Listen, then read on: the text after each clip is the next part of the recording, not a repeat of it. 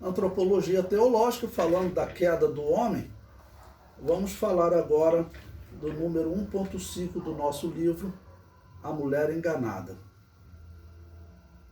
1 Timóteo capítulo 2, versículos 14 e 15, nos diz: E Adão não foi enganado, mas a mulher, sendo enganada, caiu em transgressão. Salvar-se-á, porém, dando à luz filhos, se permanecer com modéstia na fé, na caridade e na santificação. Bom, como interpretar esse texto aqui?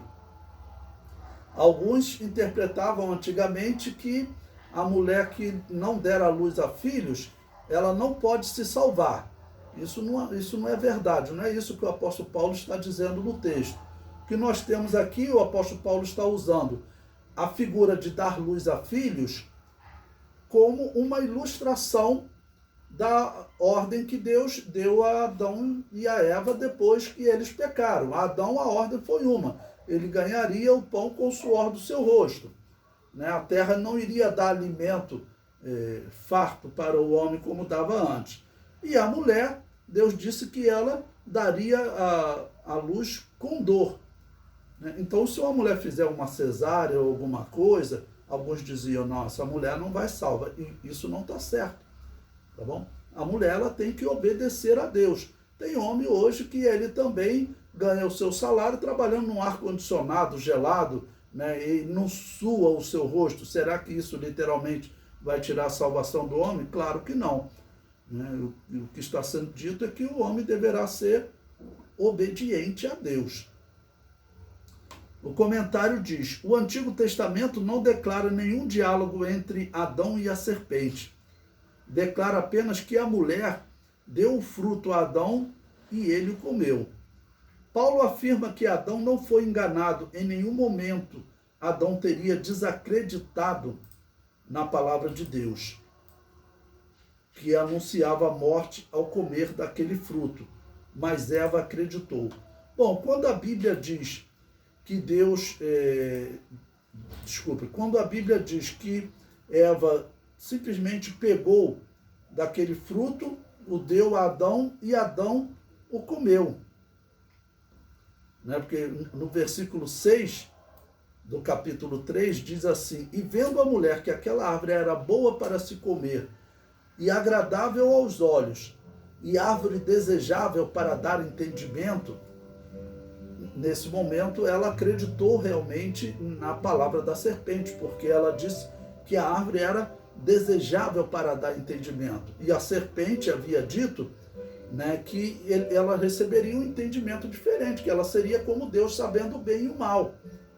Tá bom? Então ela acreditou realmente que aquele fruto daria um entendimento novo a ela. Tomou do seu fruto e comeu, e deu também a seu marido, e ele comeu com ela. Sequer diz que Eva, por exemplo, teria falado para Adão: olha, eu comi da árvore e ela não faz mal nenhum.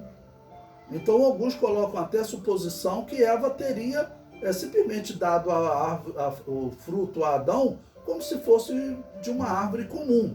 Certamente Adão não foi inocente nesse ponto. Ele sabia que aquela era a árvore que Deus havia ordenado que ele não comesse. Tá bom? E decidiu comer como a sua mulher havia feito antes. Bom, aqui é importante nós comentarmos sobre um tema que vai surgir na história da igreja, que é o nível de depravação de Adão e Eva após o pecado, que vai ser o nível da humanidade, Será que a humanidade, em algum momento, ela pode tomar atitudes boas, ou a partir desse momento o homem e a mulher só tomam atitudes ruins, tá bom?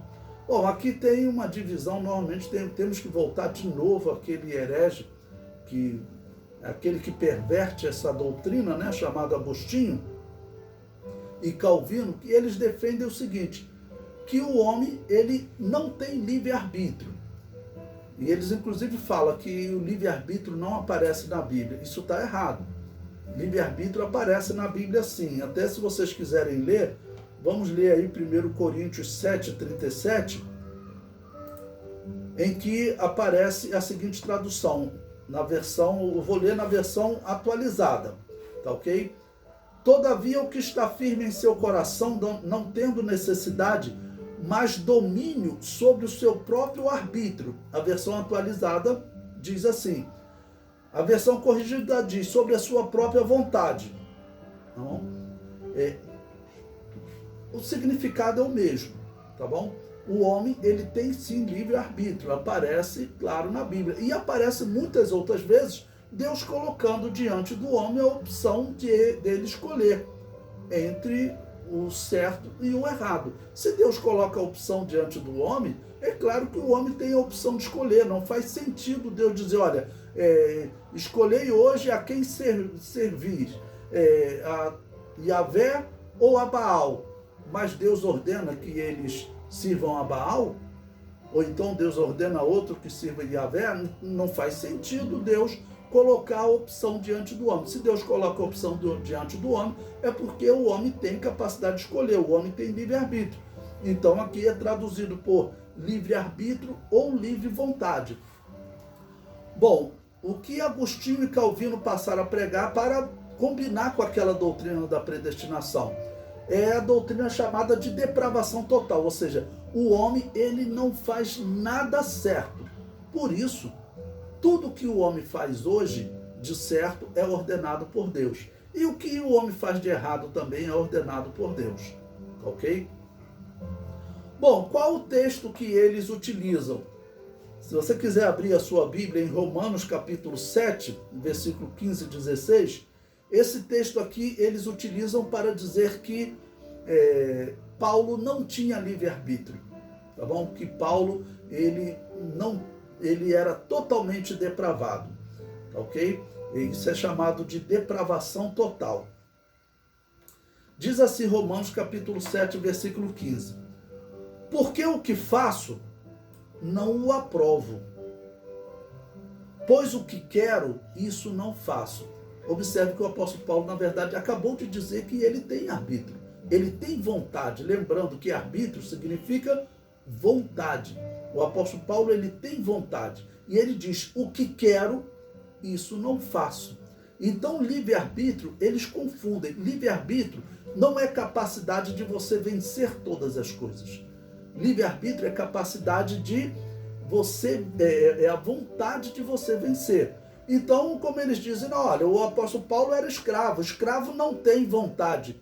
É claro que escravo tem vontade. Se você chegasse para José lá no Egito, pergunta para ele, qual é a sua vontade? Era ter dinheiro para pagar Potifar e poder voltar para a minha terra. Essa é a vontade. Mas ele tinha capacidade de pagar? Não. Então a humanidade é assim, a humanidade tem vontade? Tem. Né? Quando Deus apresenta diante do homem o certo e o errado, o homem ele tem vontade de fazer o certo, mas existe um mal que o atrai. Então ele é prisioneiro, mas vontade ele tem, livre-arbítrio, livre vontade ele tem. Então o apóstolo Paulo diz, o que quero, ou seja, o que o arbítrio, né, a minha vontade é essa, mas eu não consigo fazer. E ele prossegue, mas o que aborreço, olha, então eu aborreço algo. Então vontade ele tinha. O que ele não tinha era capacidade de vencer sozinho. Por isso nós dizemos que a salvação nós comparamos a um grande navio, que Deus fez o navio, né, e o homem estava lá naufragado. E o navio chegou, olha, você tem a opção de escolher ficar aí nesse alto mar até você morrer, daqui a pouco você vai se cansar e vai morrer, ou entrar para esse navio. Sabe que esse navio tem critérios para você entrar aqui. A pessoa, cabe ela dizer sim ou não, ela tem vontade. É o que o apóstolo Paulo está dizendo aqui, o que quero, o que aborreço. Né? Agora, o homem ele tem capacidade de entrar nesse navio? Não. Se o homem falar, eu quero, Deus o traz para esse navio. Essa comparação, nessa parábola que eu criei, ela combina 100% com tudo que a Bíblia fala. Tá bom? mas o que eles falam já não combina com a Bíblia. O apóstolo Paulo prossegue, o versículo 16. E se faço o que não quero, novamente, não quero, consinto com a lei que é boa. Vou pular para o versículo 19. Porque não faço o bem que quero, mas o mal que não quero, esse faço. Ora, se eu faço o que não quero, já o não faço eu, mas o pecado que habita em mim. Acho então essa lei em mim. Agora, o versículo 21. Que quando quero fazer o bem, o mal está comigo. Então, quando o apóstolo Paulo diz eu quero ou eu não quero, ele está falando do seu arbítrio, da sua vontade. Isso é arbítrio, isso é vontade. Eles não sabem, na verdade, o que significa arbítrio. Né? Arbítrio é a vontade do homem. O homem tem vontade de fazer o bem?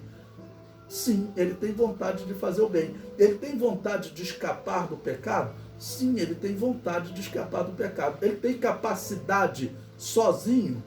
Não. Então o homem ele pode dizer sim ou não, mas quem realmente vai colocar ele dentro desse navio, quem vai trazer ele para a salvação, é Deus.